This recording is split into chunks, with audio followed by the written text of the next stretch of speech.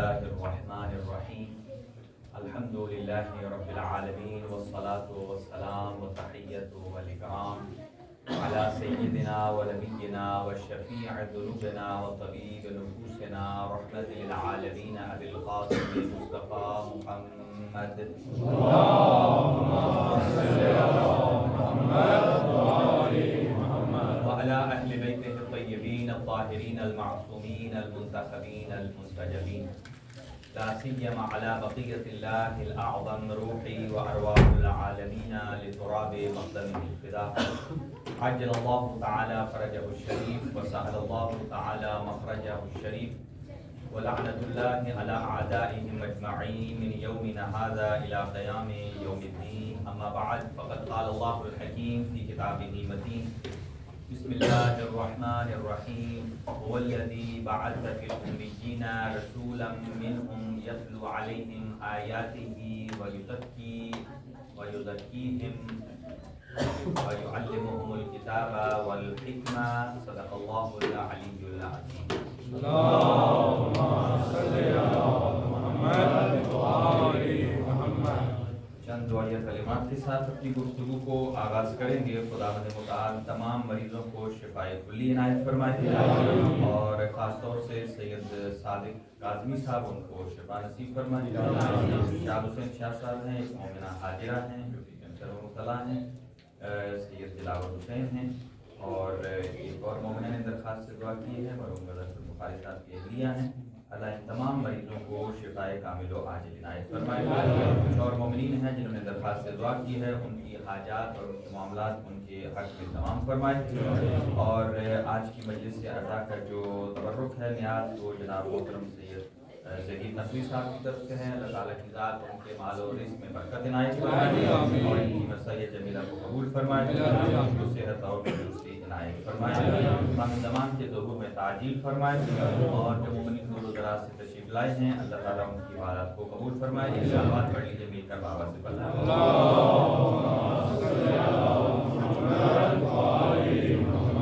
ہاں جی. اور برادر نادر حسین صاحب کو بھی اللہ شفائے کلی نصیب فرمائے اور صحت اور تندرستی عنایت فرمائے، ہر قسم کی بیماری سے انہیں محفوظ اور معمون فرمائے. آپ کی خدمت میں سورہ مبارکہ جمعہ کی ایک آیت کو تلاوت کرنے کا شرف حاصل کیا ہے اور اسی عنوان سے کیونکہ آج دو مناسبتیں ہیں، حضرت امام حسن مجتبیٰ علیہ السلام کی اور رسول خدا صلی اللہ علیہ وسلم کی، اور انہی مناسبات سے آپ کی خدمت میں وقت اگرچہ دامن وقت میں اتنی تفصیل اور طولانی گفتگو کی گنجائش نہیں ہے، البتہ اسی آیت کے عنوان سے کچھ معروضات آپ کی خدمت میں پیش کریں گے. سب سے پہلے تو یہ کہ حضور سرور کائنات صلی اللہ علیہ وآلہ وسلم کی چاہے ولادت ہو یا شہادت ہو، آپ کی دونوں ان تاریخوں کے ساتھ نبوت کے ساتھ ساتھ امامت کی تاریخ بھی شامل ہے. یعنی شہادت رسول خدا پر امام حسن مجتبیٰ علیہ السلام کی اور ولادت رسول خدا صلی اللہ علیہ وسلم پر امام جعفر صادق علیہ السلام.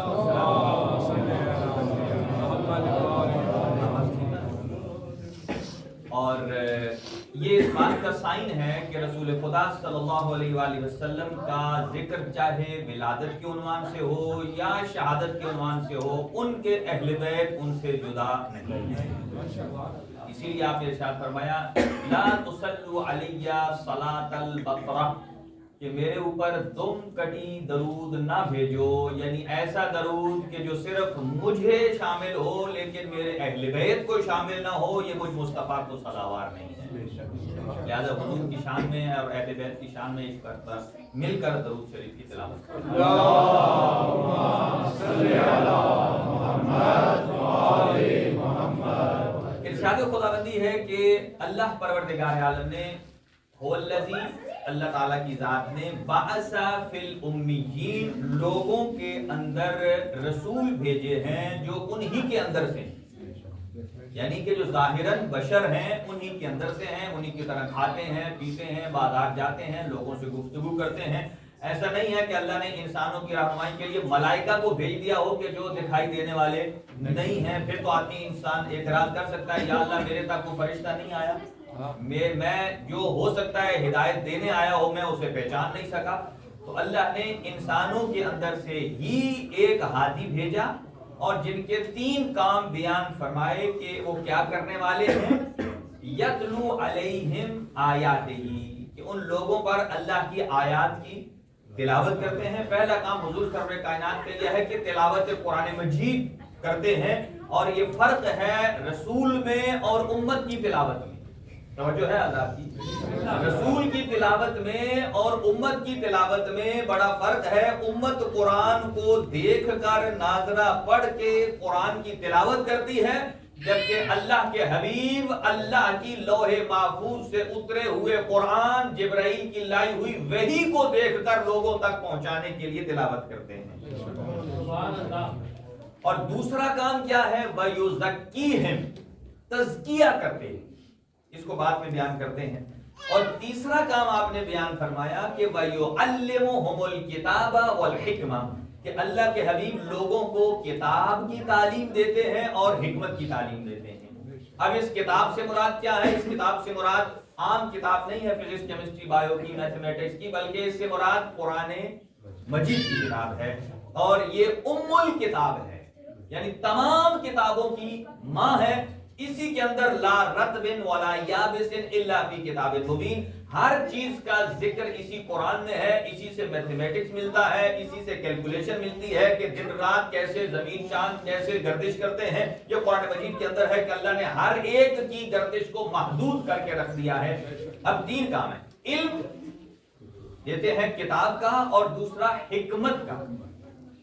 تو یہاں درمیان میں ایک چیز ہے جسے کہتے ہیں تزکیہ، تزکیہ نفس. اور تزکیہ نفس کی طرف تو بعد میں آتے ہیں، پہلے خود تزکیے کو سمجھتے ہیں کہ وہ کیا ہے. کیونکہ آپ سارے افراد حلال گوشت کھاتے ہیں ماشاءاللہ الحمدللہ. ہاں، ہم جہاں سے بھی ہو حلال گوشت کہیں نہ کہیں سے تلاش کر لیتے ہیں. اور یہ بہت بڑی نشانی ہے کہ ظاہر ہے جو جیسا بوئیں گے ویسا کاٹیں گے، کہ حلال کھائیں گے تو حلال کے اثرات سامنے آئیں گے. اور اگر اندر حلال نہیں جائے، بھلے گوشت کی شکل میں ہو یا پانی کی شکل میں ہو یا سبزی کی شکل میں ہو، یا سبزی بھی تو حرام ہو سکتی ہے نا، تو اس کو جو کھائیں گے ویسا کاٹیں گے. اور یہاں سنیے گا تزکیہ ہر چیز کا تزکیہ الگ الگ ہے. یہاں اللہ نے 3 ذمہ داریاں دی رسول خدا کو. پہلی یہ ہے کہ تلاوت کریں، اس کا مطلب یہ ہے کہ حضور کو بھی تلاوت کرنا ہے اور ہمیں بھی قرآن مجید کی تلاوت کرنا ہے، اس کا الگ ثواب ہے. اور لاسٹ کیا ہے کہ تعلیم کتاب اور حکمت کی، کہ ہم نے رسول خدا کا وظیفہ ہے کہ جو سارے انبیاء کے بھی استاد ہیں، سید الانبیاء ہیں، اور ان کا ایک وظیفہ یہ ہے کہ لوگوں کو کتاب کی تعلیم اور حکمت کی تعلیم دینی ہے. ہمارے بہت سارے لوگوں نے یا تلاوت کو پکڑ لیا ہے یا کتاب کی تعلیم کو پکڑ دیا ہے. 2 چیزیں چھوڑ دی ہیں، حکمت کو بھی چھوڑ دیا ہے، اور ان کے درمیان جو تزکیہ آتا ہے، جو انسان کو انسان بتاتا ہے، اسے بھی چھوڑ دیا ہے. اچھا، تزکیہ کیا ہے؟ حلال جانور کا تزکیہ کیا ہے؟ اگر مرغی کسی گاڑی کے نیچے ٹائر کے نیچے آ کے مر جائے تو ہم اسے کھا سکتے ہیں، یا ہم یہ کہہ کر ہی گاڑی کا ٹائر گزار دیں اللہ اکبر؟ تکبیر تو پڑی ہے، تکبیر پڑی ہے، اگرچہ مرغی کا منہ بھی قبلے کی طرف آپ کر دیں، چڑھانے والا بھی مسلمان ہو، چاہے اللہ اکبر بھی کر دے، تو کیا حلال ہے؟ نہیں ہے. سبحان اللہ. اگرچہ مرغی حلال گوشت ہے، لیکن یہاں وہ حرام ہو گئی ہے. کیوں حرام ہو گئی ہے؟ چونکہ اس کا تزکیہ جیسے اسلام نے کہا ہے ویسے نہیں ہوا ہے. جیسے کہا ہے ویسا نہیں ہوا. تزکیے کی شرط کیا ہے؟ شرط یہ ہے ذبح کرنے والا مسلمان ہونا چاہیے، چھری تیز آلہ ہونا چاہیے، اور چلاتے وقت اللہ اکبر کہنا چاہیے، نہ اس سے پہلے نہ بعد میں، اور نہ یہ کہ کسی کو دو تو ریکارڈنگ چلا دے. یہاں ایک واقعہ بھی ہے، البتہ میں کنفیوژن نہیں آپ کے ذہنوں میں ڈالنا چاہتا ہوں. بہرحال کہ جو کہہ دے حلال ہے پھر آپ کو یقین ہو گیا تو وہاں سے آپ حلال لے سکتے ہیں. واہ جی واہ. اس کے پیچھے کہ وہ آ کہاں سے رہا ہے, کس شپ سے نکلا ہے, کس ملک سے چلا ہے, ٹرکی سے آیا ہے, وہاں سے پیچھے سے کدھر سے آیا ہے, وہ تحقیق کرنا لازمی. اگرچہ کہنے والا مسلمان ہے اس کی بات پر ہم بھروسہ کرتے ہیں. البتہ جس دکان کے اوپر لکھا ہو نا 75% حلال, وہاں میں کنسائی دوں گا آپ کو کہ وہاں سے 1% بھی نہ خریدیں. کیوں؟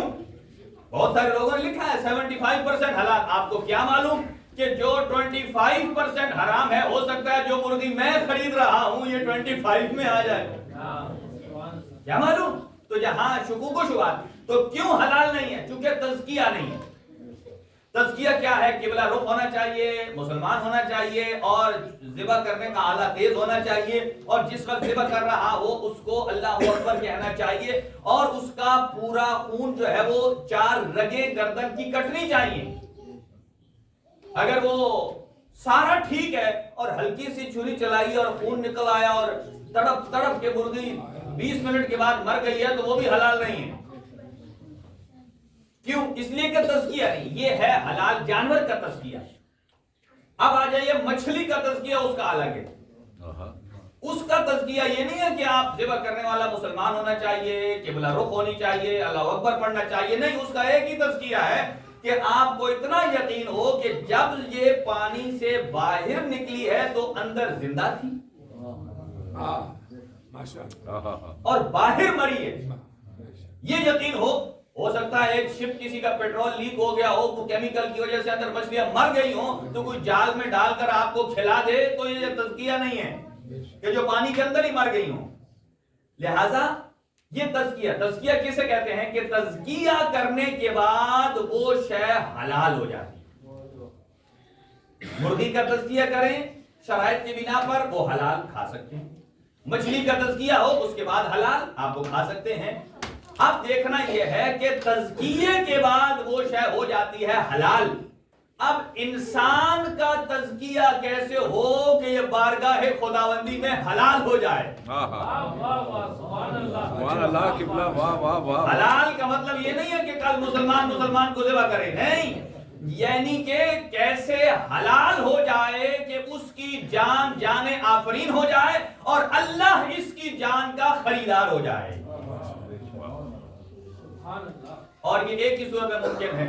کسی شخص نے آ کر امیر المومنین سے پوچھا تھا, یا علی یہ جو حلال اور حرام گوشت اگر مکس ہو جائے تو اس کو پہچاننا ہو, جانور کی شکل نہ ہو, ڈبے کے اوپر کی شکل نہ ہو, تو کیسے پہچانے کہ یہ کس کا ہے, حلال کا ہے یعنی یا حرام کا ہے؟ آپ نے فرمایا کہ اس کو کوئلوں پہ چڑھاؤ, سیخ ڈالو, اور حلال گوشت کی نشانی یہ ہے کہ جب وہ پکتا ہے نا تو وہ سکڑ جاتا ہے, اور جو حرام ہے وہ پھیل جاتا ہے. کہا اللہ نے یہی تو حلال کی نشانی رکھی ہے کہ جو اللہ اس کے رسول اور اہل بیت کے سامنے اپنے سرے تسلیمیں خم کر جاتا ہے اس کے اندر رکھتی ہے حلال موجود ہے. نعرہ حیدری ہے تزکیہ. چونکہ یا لوگوں نے تلاوت کو پکڑ لیا, ناظرہ قرآن, ختم قرآن, ادھر بھاگ گئے ہیں, لہذا انہوں نے تعلیم کو چھوڑ دیا ہے. اور اگر کوئی تعلیم کی طرف آیا ہے تو صرف کتاب کو پکڑا ہے, حکمت کو چھوڑ دیا ہے کہ قرآن کے اندر کئی معانی ہیں, اور اسی طرح اس کے ساتھ تزکیے کو چھوڑ دیا ہے. اگر بارگاہ امام زمان میں جانا ہے تو اپنے وجود کا بھی تزکیہ کرنا ہے, اپنی خوراک کا بھی تزکیہ کرنا ہے, اور اپنی اولاد کو بھی تزکیہ شدہ کھلانا ہے. کھلائیں گے تو کل جب امام آئیں گے تو یہ کہیں گے لبیک یا صاحب الزمان. ماشاءاللہ. اب آ جائیے, میں عرض کر رہا تھا آپ کی خدمت میں, چونکہ حضور سرور کائنات اور امام حسن مجتبی علیہ السلام کے پاس آتا ہوں, اسی ترتیب کو آپ نے یاد رکھنا ہے کہ اللہ تعالیٰ کی ذات, اہل بیت اطہار اور عام مخلوق. گفتگو میں یہی تھا نا کہ اللہ تعالیٰ کی ذات سب سے بالا ہے, اس کے بعد امت میں اور اللہ کے درمیان معصوم ہستیوں کا گروہ ہے. اچھا مجھے یہ بتائیے, ہمارا عقیدہ ہے کہ حضور سرور کائنات صلی اللہ علیہ وسلم سید الانبیاء ہیں, سید المرسلین ہیں, تمام انبیاء کے سردار ہیں. اچھا آپ کو اور ہمارا یہ عقیدہ ہے نا کہ کتنے انبیاء ہیں؟ کتنے انبیاء ہیں جی؟ 1,24,000. اب آپ اور ہم سارے کوئی آدمی ان پر ایمان نہ رکھے تو وہ مسلمان ہی. اچھا اگلی بات ایک آسان سا سوال ہے، وہ یہ ہے کہ کئی لوگ میرے نوجوانوں کو کہتے ہیں کہ اگر علی یہ سارے ائمہ تھے جو نبی کے جانشین، تو ان کا نام قرآن میں کیوں نہیں آیا؟ ان سے پوچھو کہ انبیاء پر ایمان کے بغیر آپ کا ایمان مکمل نہیں. تو یہ بتائیے انبیاء تو 1,24,000 ہے، تو قرآن میں کتنے انبیاء کا نام آیا؟ 28, 29, 30 اس کے راؤنڈ اباؤٹ. باقی اس کو مائنس کر لے 1,24,000 میں سے، تو ان کا تو نام قرآن میں نہیں ہے. پھر آپ کو کہنا چاہیے یا اللہ جن کا نام قرآن میں نہیں ہے انہیں ہم سے منواتا کیوں ہے؟ جو دلیل ادھر ہے وہی دلیل ادھر ہے. جو دلیل وہاں ہے یہاں یہی ہے. سید الانبیاء حضرت محمد مصطفیٰ صلی اللہ علیہ وسلم کی ذات گرامی ہے. اس کے بعد اہل بیت اطہار. یہاں جو چیز میں سمجھانا چاہتا ہوں وہ انتہائی اہم ہے کہ ہم کیوں اپنی مجلس میں ایک حصہ فضائل اہل بیت کا رکھتے ہیں، ایک حصہ احکام شریعت کا رکھتے ہیں، حلال کیا ہے حرام کیا، ہم کیوں رکھتے ہیں؟ لاجیکلی دلیل سنیے. اللہ تعالیٰ نے انسان کو ہدایت جو دی ہے یہ دو طرح کی ہے. ایک ہوتی ہے تکوینی اور ایک ہوتی ہے تشریعی. تکوین بھی دو قسم کی ہے. کچھ مخلوقات ایسی ہیں اللہ تعالیٰ کی کہ جن کا اپنا کوئی ارادہ نہیں، جو اللہ نے کہنا ہے وہی کرنا، وہ ڈس اوبے کر ہی نہیں سکتے. جیسے ملائکہ مقربین ہیں ان کے اندر. لہذا انسان کو اللہ نے ملائکہ سے کیوں افضل بنایا؟ یہاں ایک جملہ سوچتے رہیے گا. ہمارے بہت ہی یعنی 120 جلدوں کا خلاصہ ایک جملے میں اگر میں کہوں شاید آپ تڑپ جائیں، پہلے سمجھ نہیں آئے گا. شیطان کا وجود، شیطان کا ہونا، وہ بھی ہمارے کمال تک پہنچنے میں ایک کردار ادا کرتا ہے. بات آ گئی نا بھائی؟ بات مشکل ہے کہ ہمیں کمال تک جانے میں شیطان کا بھی کردار ہے. یہی لوگ کہتے ہیں نا کہ شیطان نے جب کہا کہ یا اللہ میں ان کے راستے پر بیٹھ جاؤں، انہیں گمراہ کروں گا، تو کیا اللہ نے طاقت نہیں تھی کہ اسے ختم ہی کرتے، اسکپ کر؟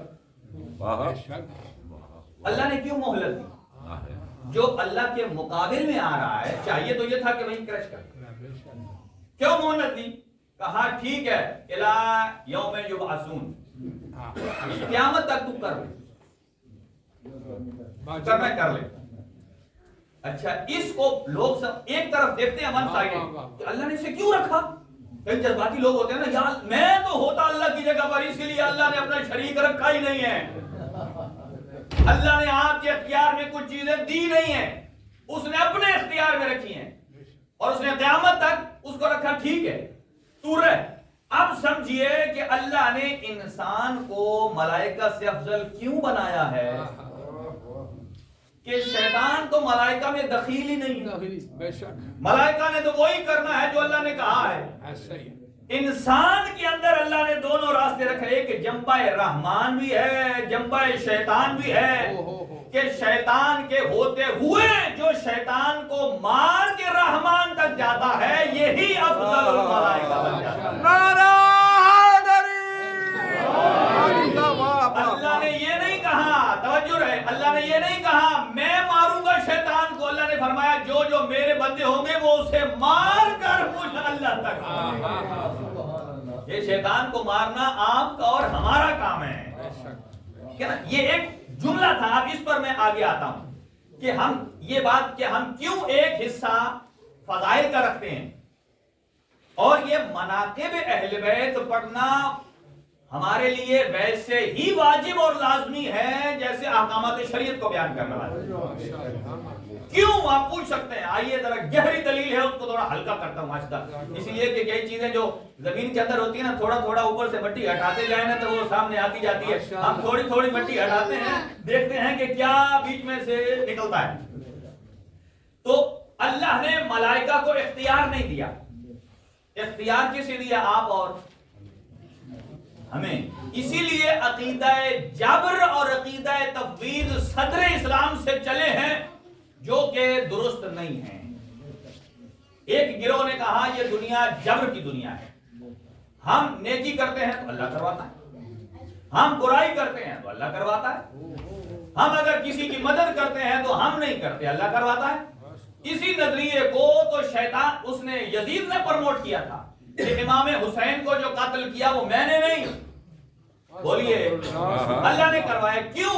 شیطان میرا تو اختیار ہی نہیں ہے. توجہ رہے, میں ابھی دوسری طرف بھی آ رہا ہوں کیونکہ میں دونوں اینگل پر جاتا ہوں. اس نے کہا میرا تو اختیار ہی نہیں ہے, اللہ مجھ سے کرواتا ہے. تو عقیدہ جبر اسلام میں نہیں. اگر جبر ہو کہ اللہ ہی کروا رہا ہے تو پھر جنت جہنم کا ہے. جنت جہنم کس چیز کی ہے؟ کچھ نہیں ہے. اچھا جیسے کہ اسٹوڈنٹ ہے, ٹیچر اسے نقل لگوا کے سب کچھ لکھوائے اور کل رزلٹ آئے تو وہ فیل ہو جائے. وہ کہ آپ نے تو سارا ٹھیک لکھایا تھا, فیل کیوں ہو گیا؟ میں تو پاس ہونا چاہیے تھا. آتا اس میں کمال بھی نہیں ہے. اچھا اب دوسری طرف آجیے تفویض. تفویض کیا ہوتا ہے کہ اللہ نے سارا کام آپ اور ہمیں دے دیا ہے تو خود خالی ہاتھ ہو کر بیٹھ گیا, اوپر دیکھ رہا ہے بس. ہاں جی, اختیار دے دینا. اللہ نے آپ کو اور ہمیں تفویض کر کے بیٹھ نہیں دیا, اس نے کچھ مہارے ہماری پکڑی ہوئی ہیں.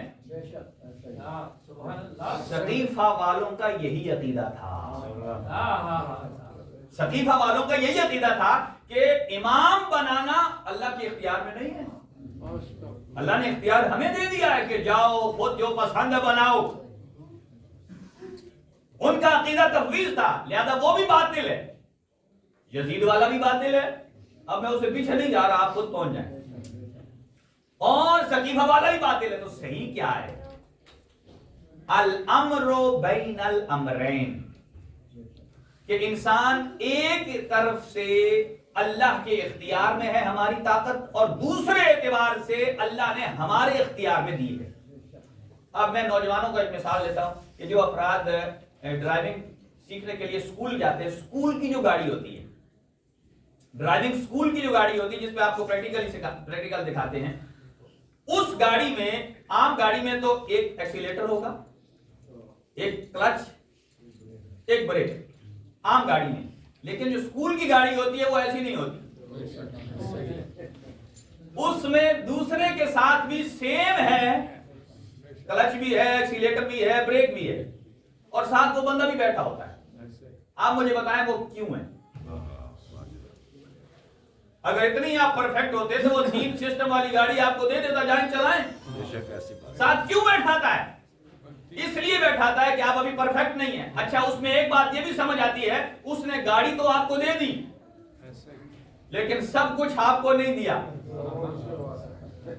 کہ جہاں آپ غلطی کریں گے ہو سکتا ہے آپ آگے گاڑی آ رہے ایکسیلیٹر دے رہے وہ بریک دبا رہے, چونکہ خطرہ ہے.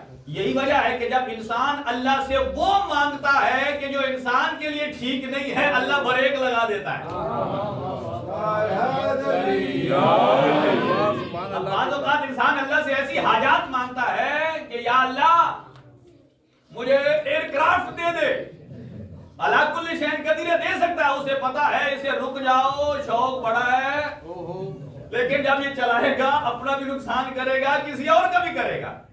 اب اس کی مثال اس لیے دے رہا ہوں کہ آپ ایک طرف سے آزاد بھی ہیں کہ تینوں چیزیں آپ کے پاس ہے اسی گاڑی میں, ٹھیک ہے, لیکن کب تک آزاد ہیں؟ جب تک آپ ٹھیک لائن پر چلتے رہیں. لیکن ایک اعتبار سے آپ اس کے اختیار میں.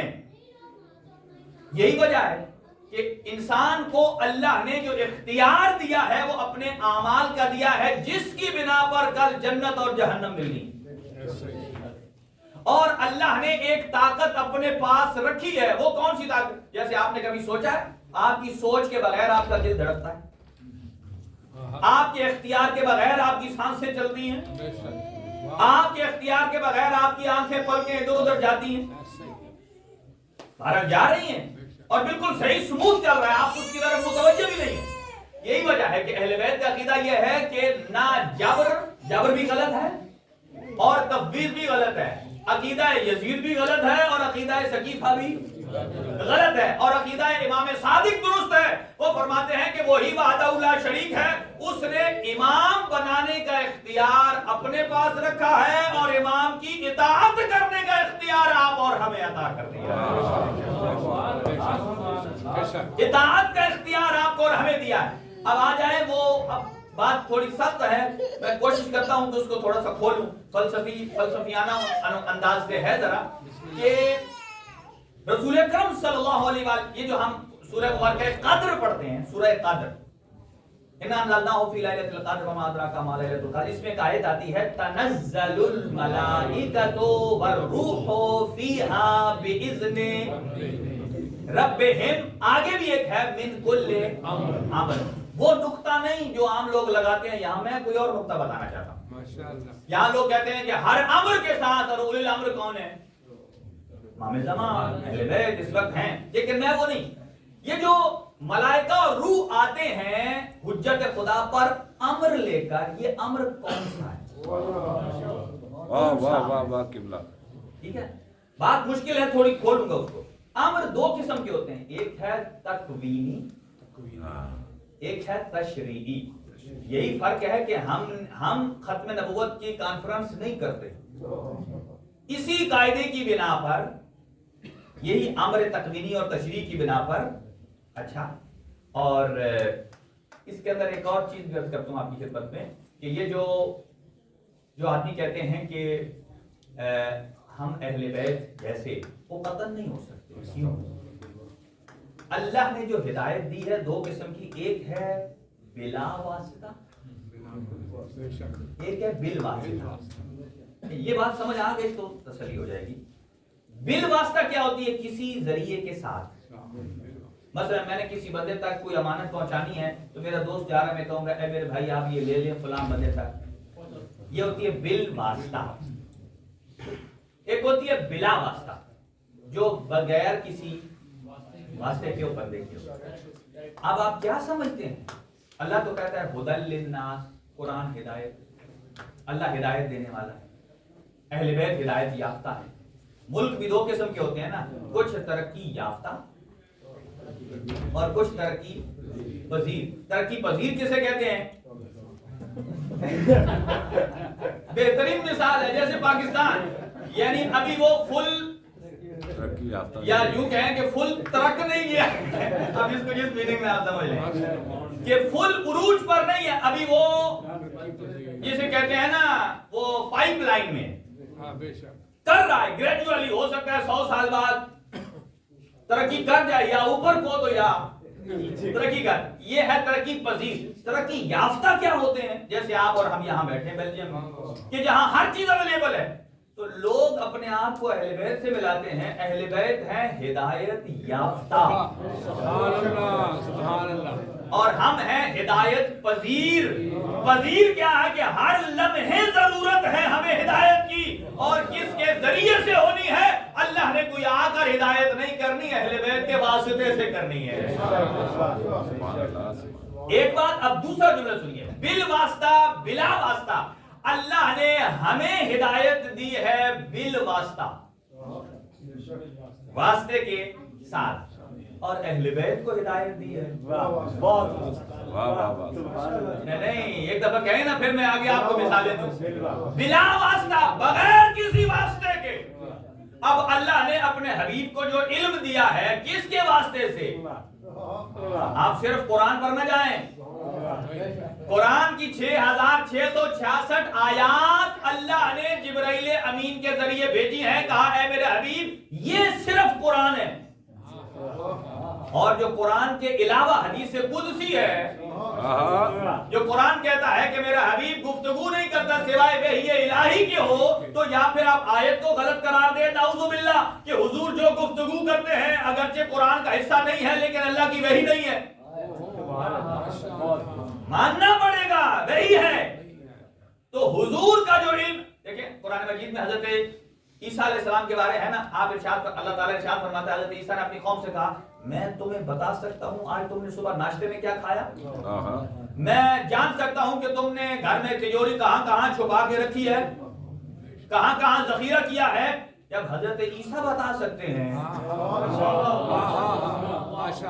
جب حضرت عیسیٰ بتا سکتے ہیں، میں رسول اسلام صلی اللہ علیہ وسلم کی بات تو کر ہی رہا ہوں، ان کے بعد آپ سنیے. دیکھیں جہاں بات آتی ہے نماز جماعت کی تو وہاں افضلیت کی بات آتی ہے. جب امام زمانہ پڑھائیں گے نماز، حضرت عیسیٰ ان کے پیچھے پڑھیں گے، تو اس کا مطلب کیا ہے کہ جو حضرت عیسیٰ آپ کے گھروں کی خبر بتا سکتے ہیں تو کیا امام زمانہ نہیں بتا سکتے؟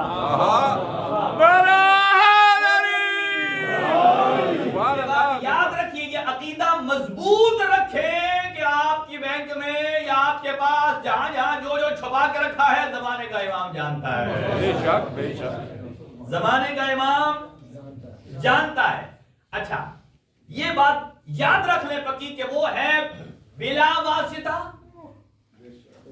اور ہم ہیں بالواسطہ. اب آ جائیں اس پر جو آ رہا ہوں کہ تنزل الملائکۃ والروح، کہ وہ جو امر آتا ہے، ہم کس بنا پر ختم نبوت نہیں مناتے، کانفرنس نہیں مناتے؟ ختم نبوت کے تو قائل ہیں، قرآن مجید کہتا ہے خاتم النبیین، اس لیے نہیں مناتے. وہ جو امر آتا ہے، امر دو قسم کا، یا تکوین ہے یا تشریع. اب یہاں تھوڑا سا میں کھولتا ہوں نوجوانوں کے لیے، تکوین کسے کہتے ہیں؟ جتنا کائنات کا یہ نظام ہے اسے تکوین کہتے ہیں.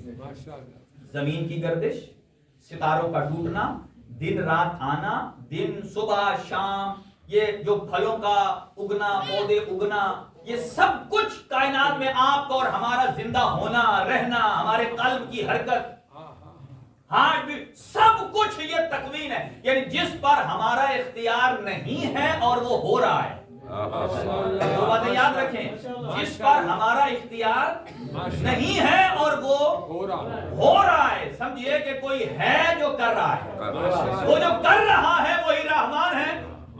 یہی امر تکوین ہے. اچھا، جو ملائکہ امر لے کر آتے ہیں امام زمان پر، وہ امر تکوین ہے. تشریع کسے کہتے ہیں؟ حلال، حرام، مستحب، مکروہ، مباح. امام زمانہ پر آج بھی ملائکہ آتے ہیں 23 رمضان کو، وہ امر لے کر آتے ہیں. وہ امر تکوینی ہے، تشریعی نہیں ہے. بات مشکل ہے نا؟ تشریع نہیں ہے. کیوں؟ اس لیے کہ مکتب اہل بیت کا عقیدہ ہے کہ ہم سرکار کو سید الانبیاء مانتے ہیں، اور سید الانبیاء وہ آخری نبی ہیں، ان کے بعد کوئی نبی نہیں آئے گا. اور جو اللہ نے شریعت بھیجنی تھی، حکم تشریعی بھیجنا تھا، وہ حضور پر تمام کر دیا. اسی لیے تو فرمایا الیوم اکملت لکم دینکم، اب تمہارے دین کا دروازہ بند ہو گیا ہے، جو سب کچھ تھا دے دیا ہے. اب یہی فرق ہے نبی میں اور امام میں.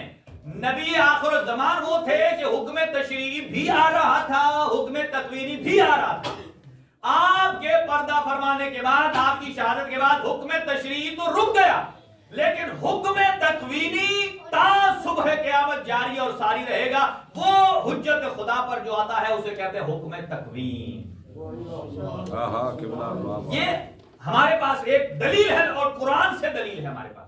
اب آ جائیے امام حسن مجتبی علیہ السلام سے ایک بات کروں اور پھر آگے بڑھتے ہیں کہ امام حسن مجتبی علیہ السلام نے بھی بہت سارے مقامات پر تشریع اور تکوین کو بیان کیا ہے. اور ایک مقام پر جب شام کے دربار میں خطب خطبتاً، ایک ظالم نے، میں اسے ظالم کہوں گا، اس ظالم نے خطب خطبتاً عیبتاً، اس نے ایک بڑا ہی نازیبہ خطبہ کہا جس میں امیر المومنین پر سب و شتم کیا گیا. فقام الحسن المجتبی، امام حسن مجتبی کھڑے ہو گئے اور امام نے جو کہا آپ سمجھ جائیں گے کہ خطبہ کس نے دیا. امام نے بڑے دربار میں کھڑے ہو کے فرمایا ویلک جبن عاقلۃ الاکباد.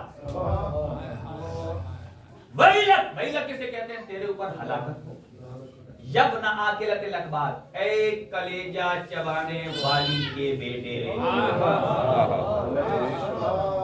دیکھیں نا، میں امام کے جملے پڑھ رہا ہوں. یبن عاقلۃ الاکباد انت تسب امیر المومنین، کیا تو امیر المومنین پر سب کر رہا ہے؟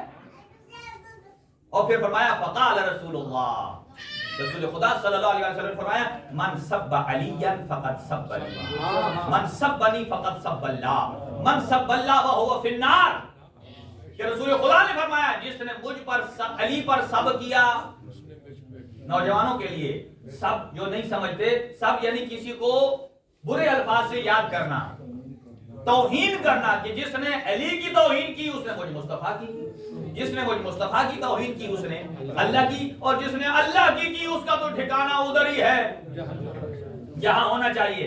اب امام حسن مجتبی کھڑے ہوئے اور کھڑے ہو کر فرماتے ہیں ایسے نہیں جو تم نے کیا ہے، اب سن امیر المومنین کون ہے۔ ٹائم تیزی سے جا رہے، فرماتے ہیں کہ من عرفنی فقد عرفنی من لم یعرفنی انا حسن بن علی بن ابی طالب، جو جانتا ہے جانے، جو نہیں جانتا پہچانے، میں ابو طالب کے بیٹے علی کا بیٹا ہوں۔ نہ جانے اس گھرانے سادات کو ابو طالب سے کتنی محبت تھی، جب بھی تعارف کراتے ہیں تو صرف اپنا نہیں ابو طالب کے ساتھ کراتے ہیں، تاکہ اگر اس زمانے میں بھی کوئی معترض تھا تو سمجھ لے کہ اہل بیت اطہار کہ جو شریعت کا نافذ کرنے والا ہے، شریعت لانے والا ہے، اللہ کے تکوین اور تشریع کا جو منبع ہے وہ ابو طالب کا گھرانہ ہے۔ برائے خوشنودی ابو طالب علیہ السلام بلند ترین صلوات۔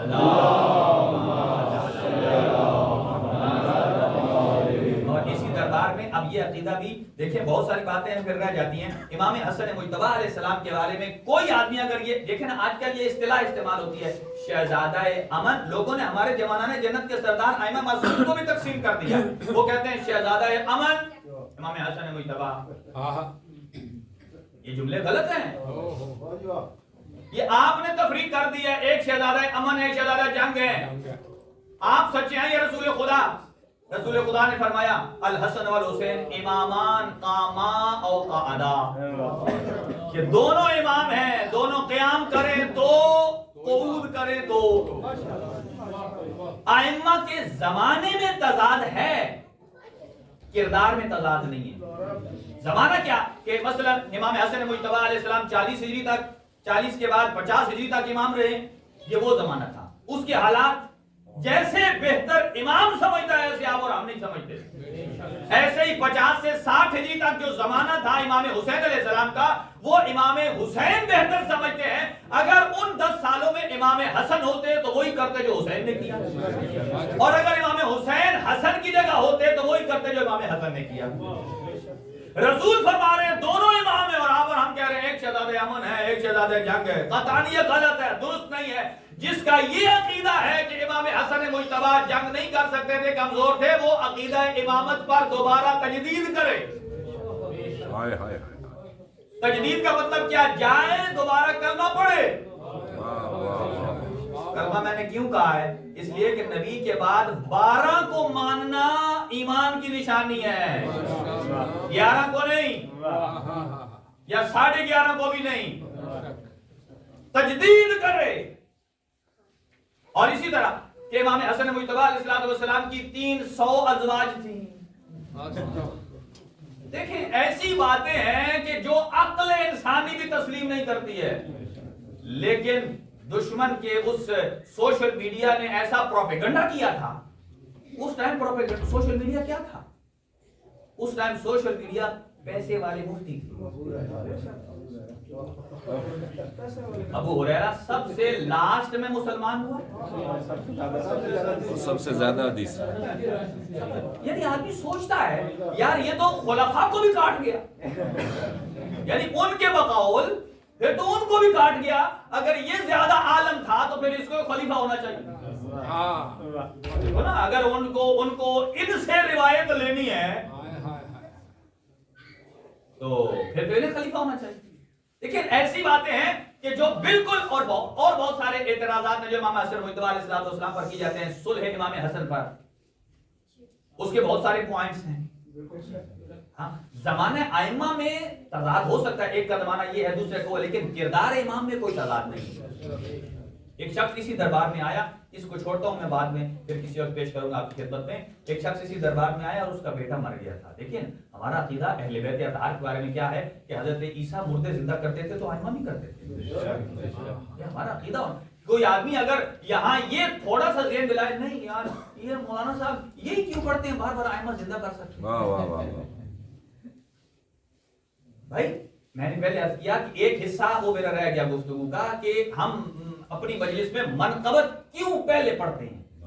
چونکہ اللہ نے دین بعد میں دیا، شریعت بعد میں دی، پہلے دین دینے والا بھیجا اور دینے والے کا تعارف کرایا. جب تک آپ کو دینے والے کی اہمیت کا اندازہ نہیں ہوگا تب تک اس کے احکامات کو آپ صحیح نہیں لے سکتے.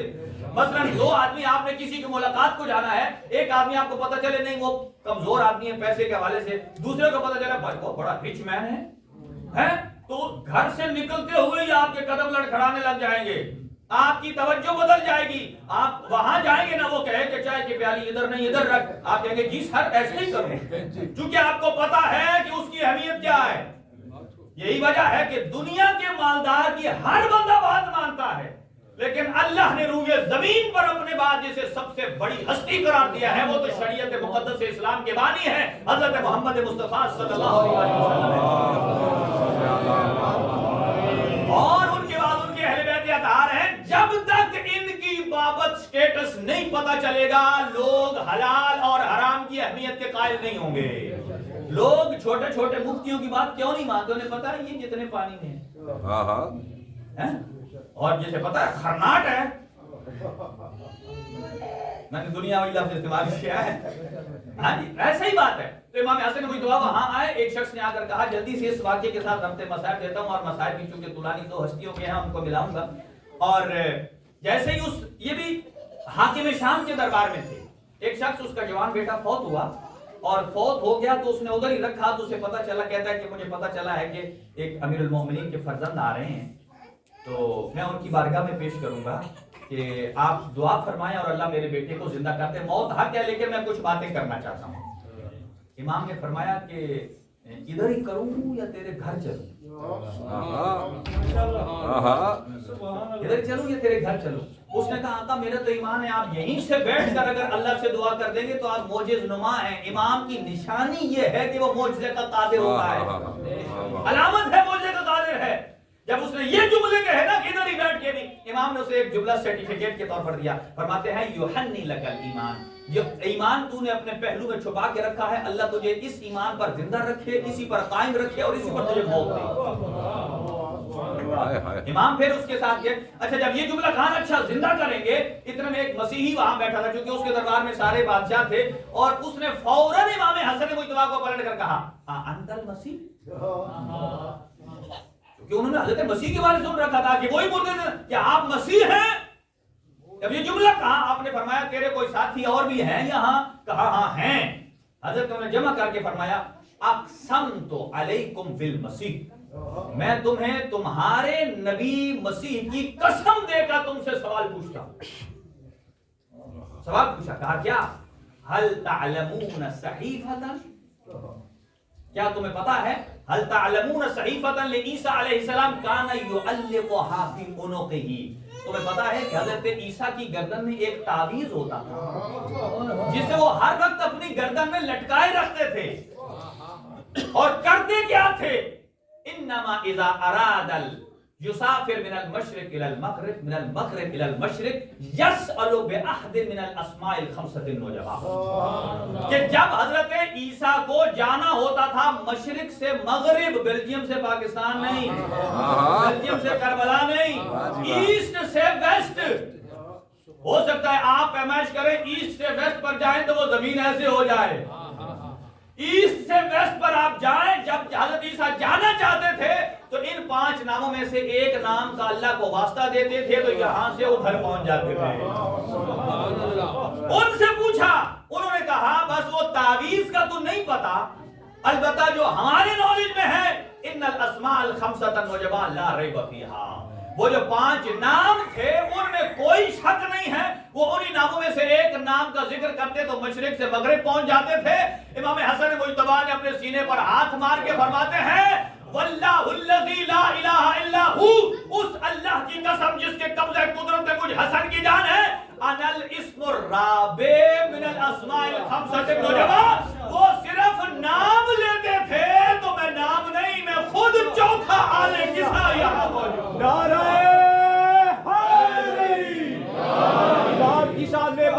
ایک بلند صلوات. وہ صرف نام لیتے تھے حسن مجتبیٰ کا، تو یہاں بنفس نفیر حسن مجتبیٰ موجود ہے.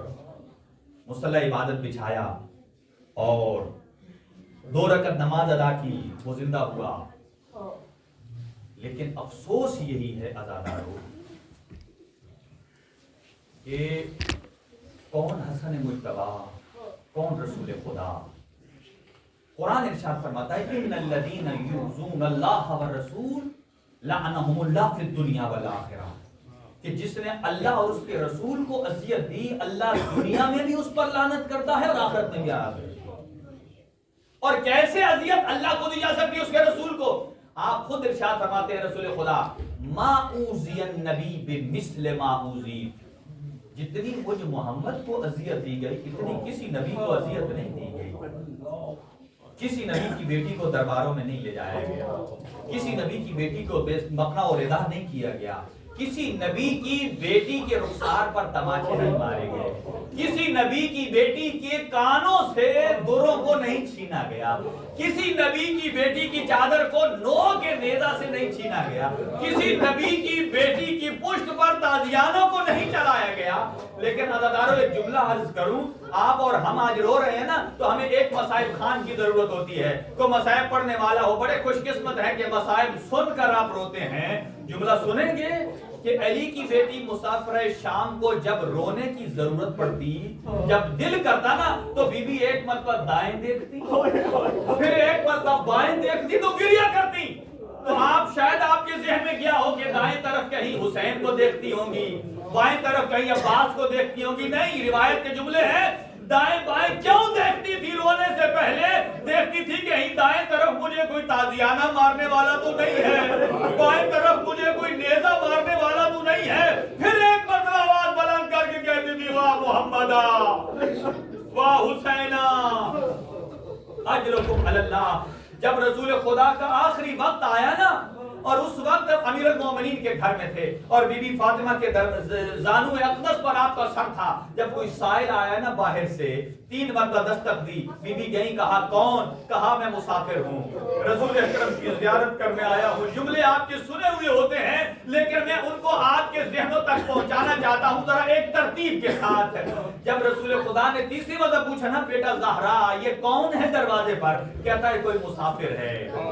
حضور نے فرمایا بیٹا یہ مسافر نہیں ہے، یہ وہ ہے کہ جو گھروں کا امن برباد کر دیتا ہے، یہ وہ ہے جو کھانوں کی لذتیں ختم کر دیتا ہے، یہ وہ ہے کہ جو باپ سے بیٹے کو چھین لیتا ہے، یہ وہ ہے کہ جو بیٹی سے باپ کو چھین لیتا ہے. کہا بابا کون ہے؟ کہا یہ اسرائیل ہے، روح قبض کرنے آیا ہے. کہا یہ تیرے دروازے کا شرف ہے کہ جبرائیل بھی بغیر اجازت کے نہیں آ رہا. میں کہوں گا مسلمانوں کم از کم شہادت رسول پر یاد کر لیتے کہ جس دروازے پر جبرائیل نہیں آتا وہ بلوائی آگ اور خاک لے کر آ گئے، لکڑیاں اجرکم علی اللہ. بس اگلے جملے پر آئیے. اور بی بی جناب فاطمہ زہرا نے گریہ کرنا شروع کر دیا اور اس کے بعد ایک مرتبہ امیر المومنین کو بلایا اور فرمایا اے علی جب میرا آخری وقت آئے نا تو میرا سر اپنے ہاتھوں پر لینا اور میری روح قفس منصری سے پرواز کر جائے، اپنا ہاتھ میرے چہرے پر پھیرنا،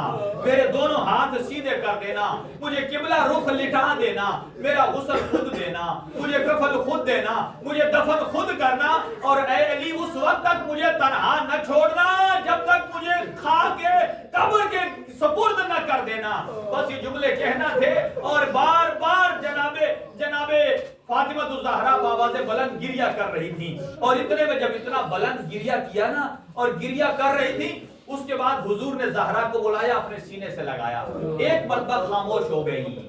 جب بعد میں اہل بیت نے پوچھا اے میری ماں، اے ہماری ماں کیا وجہ تھی؟ آپ اپنے بابا کے ساتھ بڑا گریہ کر رہی تھی، آپ کے بابا نے کان میں کچھ کہا تو کیوں خاموش ہو گئی؟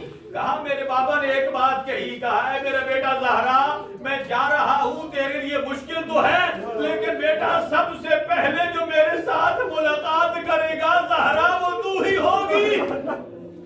اجرکم علی اللہ. بس اس کے بعد جب حسنین آئے اور انہوں نے جب بابا اور ماما اور رسول خدا خدا کو گریان حالت میں دیکھا، اپنے اوپر گرا دیا، رسول خدا کے اوپر گرا دیا۔ جب امیر المومنین نے الگ کرنا چاہا نا، رسول خدا نے فرمایا نہیں علی، اب حسن و حسین کو میرے ساتھ لپٹنے دو، مجھے ان کی خوشبو لینے دو، مجھے آخری دیدار کرنے دو، اس لیے کہ میرے جانے کے بعد میری امت ان کے ساتھ بڑا ظلم کرے گی۔ اجرکم علی اللہ، بس کف سے ان سری سے روح پرواز کر گئی۔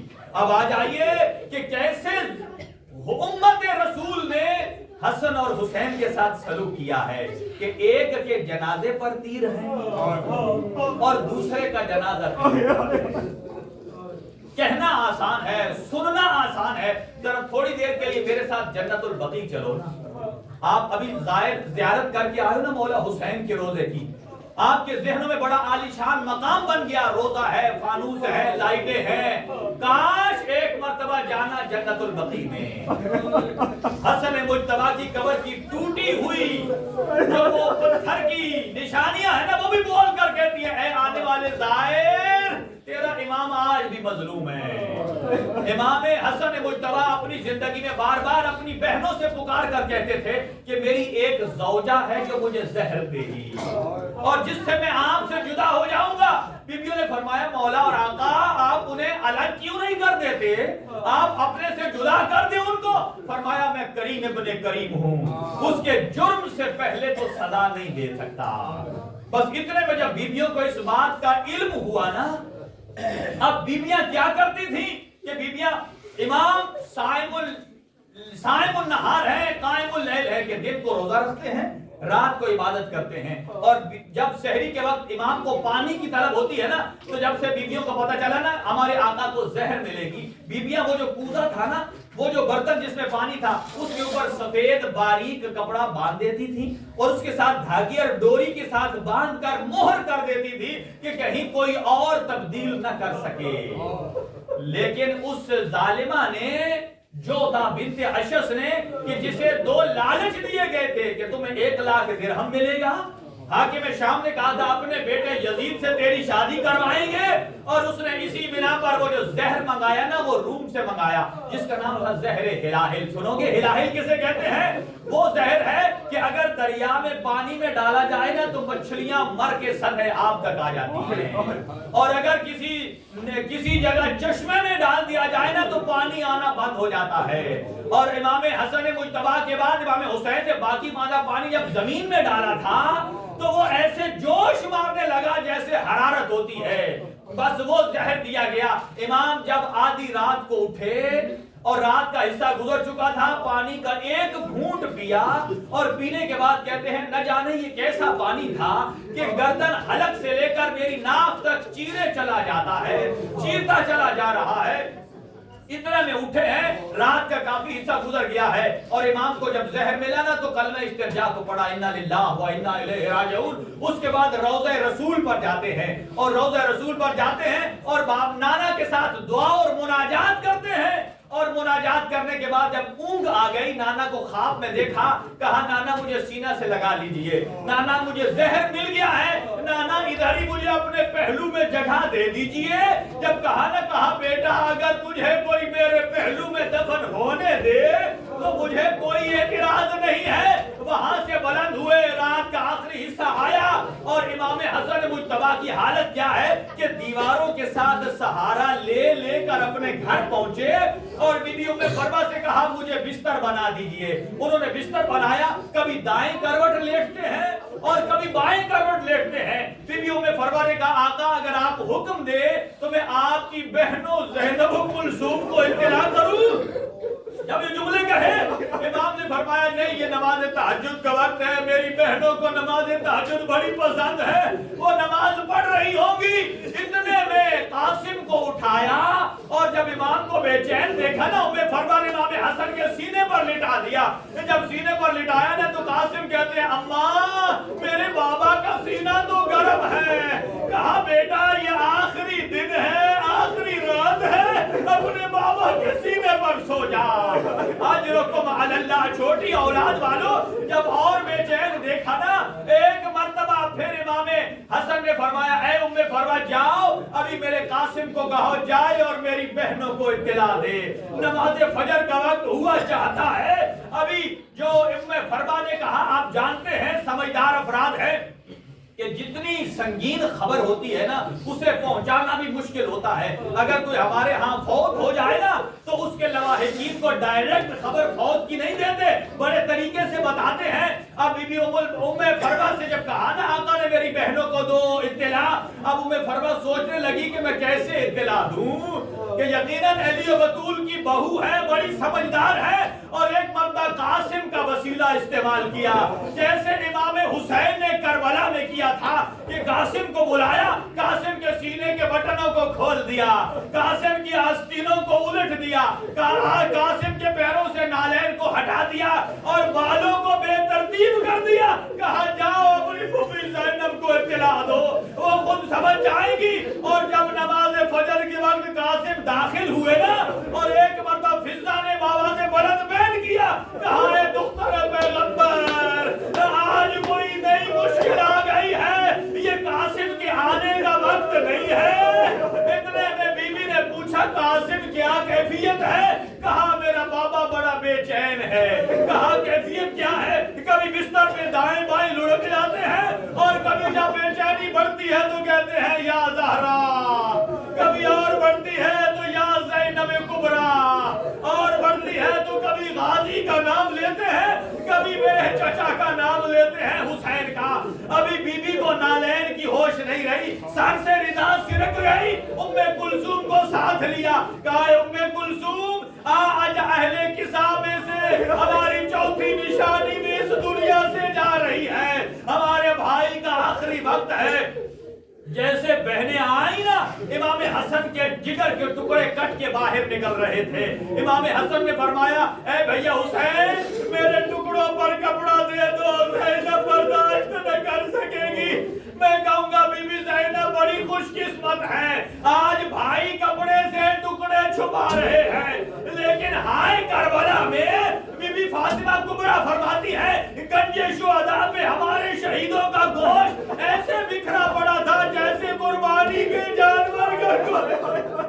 اجرکم علی اللہ۔ ادھر زینب کبریٰ آئی اور کیا کیفیت ہوئی، ادھر امام نے سب کو بلایا، نماز پہلے امام نے اشاروں سے پڑھی اور وصیتیں شروع کر دی کرنا، اور کہا اے میرے بھیا حسین آپ مجھے غسل دینا، مجھے کفن دینا، مجھے نانا کے پہلو میں دفن کرنا، اور کہا کہ اگر کوئی دفن نہ کرنے دے تو جنگ نہ کرنا، اس لیے کہ ہمارے بابا نے بھی مدینہ میں تلوار نہیں اٹھائی۔ اور پھر فرمایا دیکھنا میرا عباس بڑے جلال والا ہے، دیکھنا کہ کہیں عباس کا صبر کا پیمانہ لبریز نہ ہو جائے۔ اتنے میں امام حسن نے وہ کام کیا جو مولا علی نے کیا، آخری وقت مولا علی نے عباس کا ہاتھ حسین کے ہاتھ میں دیا تھا نا، یہاں امام حسن نے فرمایا سارے جمع ہو جائیں، اہل بیت کو گواہ بنا کے کہا میرے بعد تمہارا امام حسین ہے۔ کہاں ام البنین کا بیٹا میرا بھیا عباس کہاں ہے؟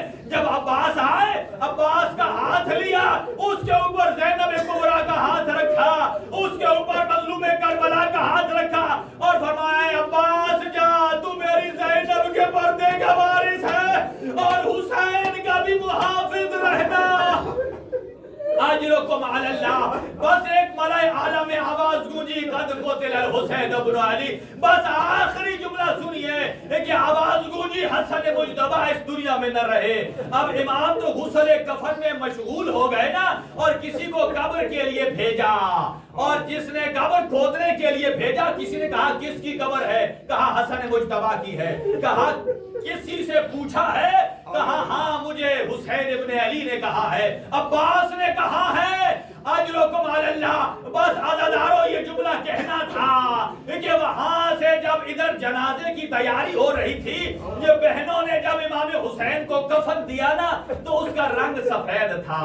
اب کفن جب تیار ہوا امام نے خنوت کیا، اب ادھر سے جنازہ نکلا۔ ایک نفسیاتی جملہ ہے عزادارو، ابھی آپ نے دیکھا ہوگا کہ جس گلی سڑک سے جنازہ گزر رہا ہو نا، لوگ اپنی گاڑیاں روک دیتے ہیں، اپنی دکانوں سے باہر نکل آتے ہیں، हैं, इज्जत व इकराम करते हैं। ये तो मोहम्मद मुस्तफा के बड़े बेटे का जनाजा है।